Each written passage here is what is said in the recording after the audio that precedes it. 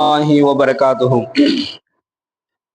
إن الحمد لله نعمده ونستعينه ونستغفره ونعوذ بالله من شرور أنفسنا ومن سيئات أعمالنا. من يهده الله فلا مضل له ومن يضلله فلا هادي له. ونشهد أن لا إله إلا الله وحده لا شريك له ونشهد أن محمدا عبده ورسوله. أما بعد، أعوذ بالله من الشيطان الرجيم بفضل بسم الله الرحمن الرحيم. ربنا لا تجعلنا فتنة للذين كفروا واغفر لنا ربنا إنك أنت العزيز الحكيم. صدق الله العليم. கண்ணியத்திற்குரிய அல்லாஹ்வின் நல்லடியார்களே, சகோதரர்களே, ரப்பனா லா தஜஅல்னா ஃபித்னத்தன் லில்லதீன கஃபரு, எங்கள் இறைவா, உன்னை நிராகரித்து விட்டவர்களுக்கு சோதனையாக எங்களை ஆக்கிவிடாது. வக்ஃபிர் லனா ரப்பனா, எங்கள் இறைவா, எங்களை மன்னித்து விடுவாயாக. இன்னக அன்தல் அஸீதுல் ஹக்கீம், நீயே மிக்க அறிந்தவனாகவும் ஞானமுள்ளவனாகவும் இருக்கிறாய். நபிகள் நாயகம் ஸல்லல்லாஹு அலைஹி வஸல்லம் அவர்கள் கூறுகின்றார்கள், ஒரு மனிதனுடைய கடைசி நிலையை பற்றி சொல்லும் பொழுது அல்லாஹ் அவருக்கு அந்த கடைசி நிலை, அதாவது மரணத்தினுடைய அந்த கடைசி நிலையை ஒரு அடியானுக்கு அல்லாஹ் எப்படி வழங்குவான் என்பதை பற்றி சொல்கின்றார்கள். ஒரு நிமிடம் கூட அதில் தாமதத்தை அல்லாஹ் வழங்க மாட்டான். யாருக்கு? ஒரு மனிதனுடைய அந்த கடைசி நிலை இருக்குது, இந்த சக்கராத்தினுடைய அந்த இறுதி முடிவுங்கிறாங்களே, அதனுடைய நேரம், அவருக்கான அந்த நேரம், எந்த நேரத்தை அல்லாஹ் குறிச்சு வச்சிருந்தானோ, எந்த நேரத்துல அவருடைய அந்த இறுதி முடிவு வருதோ அந்த நேரத்துல என்ன செஞ்சிட மாட்டான் அல்லாஹ். ஒரு நிமிடம் கூட அவருக்கு டைம் கொடுக்கப்படாது. இஸ்ராயீல் அலைஹிஸ்ஸலாத்து வஸலாம் அன்னவர்கள் ரூஹ வாங்க வந்துருவாங்க, நமக்கு ரூஹு உயிரும் போக போகுதுங்கிறது அவருக்கு தெரியும். தெரிஞ்ச உடனே அவர் அல்லாஹ்ட்ட அவர் கேட்பாரு, யார்கிட்ட? இஸ்ராயீல்கிட்ட கேட்பாரு, ஒரு நிமிடம் எனக்கு அவகாசம் கொடுங்க, ஒரே ஒரு நிமிடம் எனக்கு அவகாசம் கொடுங்க, இந்த என் மனைவிட்ட சொல்லிட்டு வந்துடுறேன், என்னுடைய பிள்ளைகள்கிட்ட சொல்லிட்டு வந்துடுறேன், இதெல்லாம் நான் செய்ய வேண்டியதுக்கு அதை செஞ்சுட்டு வந்துடுறேன் என்பதாகலாம் அவர் அந்த நேரத்துல அவர் என்ன நேரத்தை அவர் கேட்டாலும் அதில் ஒரு நிமிடம் கூட, ஒரு வினாடி கூட அல்லாஹ் அதை தாமதிக்க விட மாட்டான். அந்த நேரம் வந்துருச்சுன்னா அந்த உயிர் கைப்பற்றப்பட்டு விடும். அந்த நேரத்துல அல்லாஹ்விடத்துல நான் தௌபா செய்து கொள்வதற்கு நேரம் கேட்டா கூட அல்லாஹ் என்ன செய்ய மாட்டான், அந்த நேரம் கொடுக்கப்படாது. அப்போ அந்த எந்த நேரத்தில் அந்த அல்லாஹ் இறுதி முடிவை எழுதி இருக்கிறானோ அதுக்கு முன்னால் வரையிலும் அவனுடைய தௌபாவை அல்லாஹ் ஏற்றுக்கொள்வதாக சொல்லலாம். ஒரு அடியானுடைய தௌபா எது வரைக்கும் ஏற்றுக்கொள்ளப்படுது அப்படின்னு சொன்னா, அவருக்கான அந்த மரண நேரம் நெருங்குகின்ற வரையிலும், அவருக்கான குறித்த அந்த நேரம் வருகின்ற வரையிலும் தௌபாவினுடைய வாசல் திறந்தே இருக்கிறது. அது வரைக்கும் அவர் தௌபா செஞ்சாருன்னு என்ன செய்வான், அல்லாஹ் மன்னிச்சிடுவான். ஒரு இடத்தில் அல்லாஹ் ஒருவருக்கு மரணத்தை எழுதிட்டான் அப்படின்னு சொன்னா அந்த இடத்திற்கு செல்ல வேண்டிய தேவையை அல்லாஹ் அவனுக்கு ஏற்படுத்தி கொடுப்பான். இப்போ அவர் எங்க மௌத்தா போறாரு, இவருடைய மௌத்து இங்கயா, யாருடைய மௌத்து எங்க நடக்கும் யாருக்கும் தெரியாது.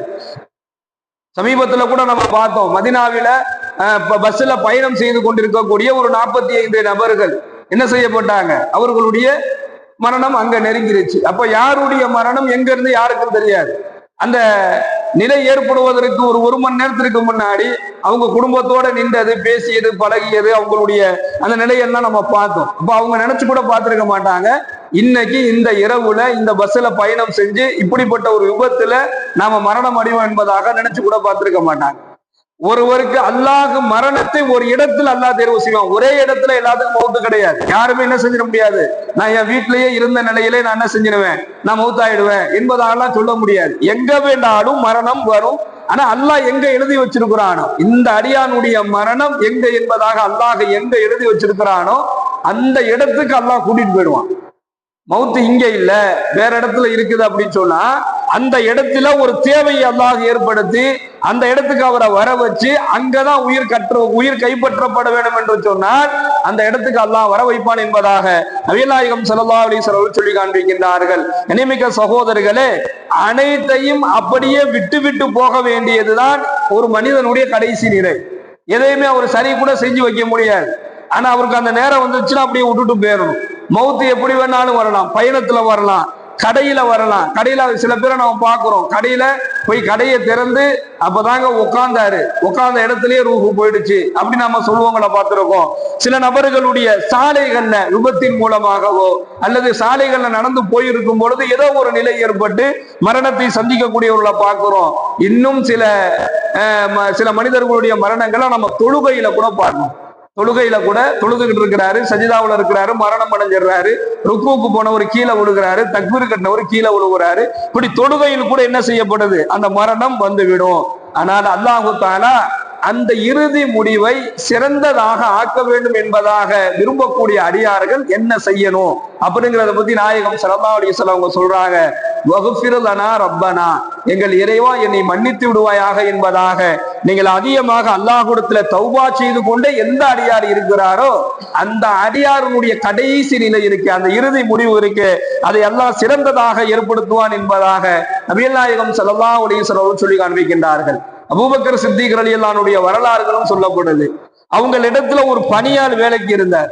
அந்த பணியாளுக்கு அபூபக்கர் சித்திக் ரலியல்லாஹு கொடுத்த சுதந்திரம் என்ன அப்படின்னு சொன்னா, ஒரு நாளைக்கு அந்த அடிமை உழைத்து ஒருவேளை உணவை கொண்டு வந்து கொடுத்தா போதும், வேற வேலையெல்லாம் வாங்க மாட்டாங்க. நீ எங்கேயாவது போ, சம்பாதிச்சுட்டு அவங்களுக்கு ஒருவேளை உணவு கொடுத்தா போதும். இது அந்த ஒரு அடிமைக்கு அபூபக்கர் அவர்கள் கொடுத்த ஒரு சுதந்திரம். மற்றவர்களிடத்தில் இருக்கக்கூடிய அடிமைகள் எல்லாம் அவங்க பல வேலைகள் வாங்குவாங்க, சிரமத்திற்கு ஏற்படுத்துவாங்க, அவங்கள ரொம்ப கஷ்டப்படுத்துவாங்க. அடிமை அப்படின்னு சொன்னாலே அவங்க சொல்றத செஞ்சு செய்யறதுதான் அந்த அடிமைக்கு வேலை. ஆனா அபூபக்கர் சித்திக் ரலியல்லாஹு அன்ஹு அவர்கள் தன்னுடைய அடிமைக்கு முழு சுதந்திரம் கொடுத்தாங்க. அந்த சுதந்திரத்திலிருந்து அவருக்கு கொடுத்திருக்கக்கூடிய ஒரு டாஸ்க் என்னன்னு சொன்னா, ஒரு நாளைக்கு கொஞ்சோண்டு உணவு கொண்டு வந்து இவங்களுக்கு கொடுக்கணும். அப்போ அந்த அடிமையும் வெளியில போவாரு, ஏதாவது உணவுகளை கொண்டு வந்து கொடுப்பாரு, வாங்கி சாப்பிடுவாங்க. இதே போன்று ஒரு நாள், ஆனா எப்போ அவங்க சாப்பிட்டாலும் இந்த உணவை நீ எப்படி கொண்டு வந்தன்னு சொல்லி கேட்பாங்க. இந்த உணவு உனக்கு எப்படி கிடைச்சிச்சு, என்ன செஞ்ச அப்படிங்கிறது கேட்பாங்க. அதுக்குண்டான அவர் பதில் அவர் சொன்னதுக்கு பிறகுதான் சாப்பிடுவாங்க. அதே போன்று வளமையாக ஒரு நாள் உணவு கொண்டு வந்து அந்த அடிமை கொடுக்கும் பொழுது அதை அபூபக்கர் சித்திக் ரலியல்லாஹு அவர்கள் வேகமாக திறந்து அதை சாப்பிடுறாங்க. ஒரு கவளம் உணவை சாப்பிடுறாங்க. அப்போ அந்த அடிமை கேட்கிறாரு, அமீருல் முஃமினீன் அவர்களே, அபூபக்கர் சித்திக் அவர்களே, நீங்க எப்பவுமே நான் எந்த உணவு கொண்டு வந்தாலும் இதை எப்படி கொண்டு வந்தேன்னு சொல்லி கேட்பீங்க, இன்னைக்கு நீங்க எதுவுமே கேட்கலையே அப்படின்னு சொல்லும் பொழுது மறந்துட்டேன், சரி இந்த உணவை எப்படி கொண்டு வந்தேன் என்பதாக கேட்கிறாங்க. அதுக்கு அந்த அடிமை சொல்றாரு, நான் இஸ்லாத்திற்கு வருவதற்கு முன்னால் சூனியம் செய்யக்கூடியவனாக இருந்தேன், மந்திரிக்கக்கூடியவனாக இருந்தேன். அப்போ அதே போன்று ஒரு ஆளுக்கு நான் மந்திரிச்சு விட்டுட்டு நான் வந்துட்டேன், பணம் கொடுக்கல.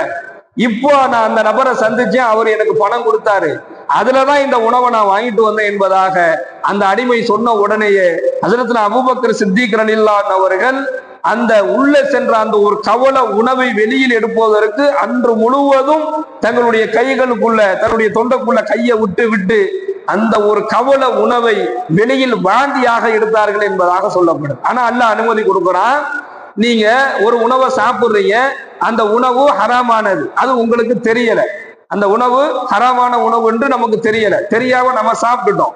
அப்ப அல்லாஹ் என்ன அனுமதி கொடுக்குறான்னா, பிரச்சனை இல்ல, நீங்க தெரியாம சாப்பிட்டுட்டா அது ஹராமாக கணக்குல வராது, தெரிந்து கொண்டே சாப்பிடுவது. இது ஹராமான உணவு என்பதை விளங்கி கொண்டு தெரிஞ்சு கொண்டே ஒருத்தர் சாப்பிட்டாருன்னா அது குற்றம், அது பாவம், அது ஹராமான உணவாக போயிடும். தெரியாம சாப்பிடுவதற்கு அல்லாஹ் அனுமதி கொடுக்கிறான். அந்த அனுமதி இருந்தும் கூட அபூபக்கர் சித்திக் ரலியல்லாஹு அவர்கள் இல்ல, ஒரு கவலம் அல்ல, ஒரு பருக்கை உணவு கூட என்னுடைய உடலில் ஹராமான உணவு இருக்கக்கூடாது என்பதை அவர்கள் விரும்பினார்கள். அது மட்டுமல்லாமல் இதுதான் ஈமானிய இறையச்சத்தினுடைய வெளிப்பாடு. நான் அல்லாஹ்வை நாளை சந்திக்கும் பொழுது எந்த விதமான கலப்பமற்ற நிலையில் சந்திக்க வேண்டும் என்பதை அபூபக்கர் சித்திக் ரலியல்லாஹு அவர்கள் தன்னுடைய வாழ்க்கையிலே செயல்படுத்தினார்கள் என்பதாக நாம் வரலாறுல பார்க்கிறோம். சகோதரர்களை, இதுதான் அல்லாஹ்வினுடைய இறையச்சம். எதையுமே அல்லாஹ்விற்காக வேண்டி நாம் செய்ய ஆரம்பிச்சிட்டோம் அப்படின்னு சொன்னா எல்லா நிலையிலும் அல்லாஹ்வினுடைய உதவி கிடைச்சிரும். அப்ப யாரு ஹராமை விட்டு ஒதுங்கி கொள்கின்றார்களோ, எவ்வளவு முக்கியத்துவம் கொடுக்குறாங்க பாருங்க. ஒரு கவல உணவுக்கு கூட, ஒரு கவல உணவு அது ஹராமானதாக ஆகிவிட்டால் அதை கூட ஏற்றுக்கொள்வதற்கு சஹாபாக்களுடைய அந்த வாழ்க்கையில் அவங்க இடம் கொடுக்கல அப்படின்னு சொன்னா, அப்போ அல்லாஹ்வின் மீது இருக்கக்கூடிய இறையச்சத்திற்கு அவர் கொடுக்கக்கூடிய முக்கியமான ஒரு விஷயங்கள் இது. அப்போ எவர் ஹராமை விட்டு ஒதுங்கி கொள்கின்றார்களோ, அது பொருளாதாரமாக இருக்கட்டும் அல்லது உணவாக இருக்கட்டும், ஏன் குடிக்கக்கூடிய தண்ணீரா கூட இருக்கட்டும், ஹராமான அந்த பொருளாதாரங்களை விட்டு ஒருவர் ஒதுக்கிட்டாரு அப்படின்னு சொன்னா அவருடைய இறுதி மவுத் சிறந்ததாக இருக்கும் என்பதாகவும் நபிகள் நாயகம் ஸல்லல்லாஹு அலைஹி வஸல்லம் சொல்றாங்க. அல்லாஹ் குர்ஆன்ல பதிவு செய்றான், யார் அதிகமாக தௌபா செய்றாங்களோ அவங்களுக்கு அல்லாஹ் என்ன வழங்குவான் என்பதை பற்றி சொல்லும் பொழுது குர்ரத அயுனின் என்பதாக அல்லாஹ் சொல்றான். அவர்களுடைய கண்கள் குளிர்ச்சியாக இருக்கும். எங்க எப்போ?